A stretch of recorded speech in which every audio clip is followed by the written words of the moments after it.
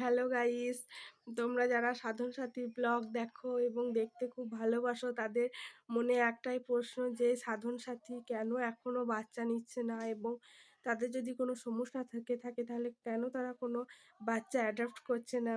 তো সব প্রশ্নের উত্তর সাধন সাথী সাথী দিয়ে দিয়েছে। তো তোমরা একটু শুনে নাও সে কি বলছে। তোমরা একটা বাচ্চার চেষ্টা করো না। অনেকবার আমি বলেছি যে আমার সন্তান কোনোদিনই হবে না। তো হয় ওর সমস্যা নয় আমার সমস্যা, যে কোনো দুজনের একজনের সমস্যা, কিন্তু কার সমস্যার জন্য আমাদের বাচ্চা হবে না সেটা আমি এখানে বলতে চাই না।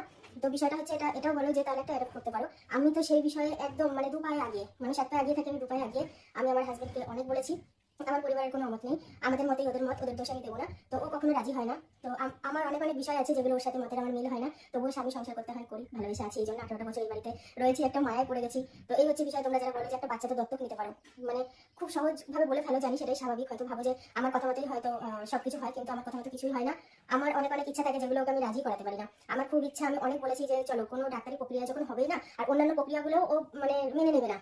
ডাক্তারি প্রক্রিয়া তো আমি মানতে পারতাম, কিন্তু ও সেই সমস্ত মানবে না। তো আমি বললাম ঠিক আছে চলো একটা বাচ্চা দত্তক নেওয়া যাক, এই নিয়ে ওর সাথে আমার অনেক আলোচনা হয়েছে। ও একদমই রাজি না, কোনো প্রকারই না। তো আমি তোমাদেরকে জানিয়ে দিলাম, অনেকের এটা জানার ইচ্ছা, শুধু কমেন্ট করো। আমার ইচ্ছা থাকলে ওর ইচ্ছা নেই, যার জন্য আমি কোনো বাচ্চা দত্তক নিতে পারি না। আমার একটা জীবনে মানে অনেক বড় পূরণ থেকেই গেল। আশা করি সবাই বুঝতে পারলে যে আসলে কেন তারা এতদিন বাচ্চা নেয়নি।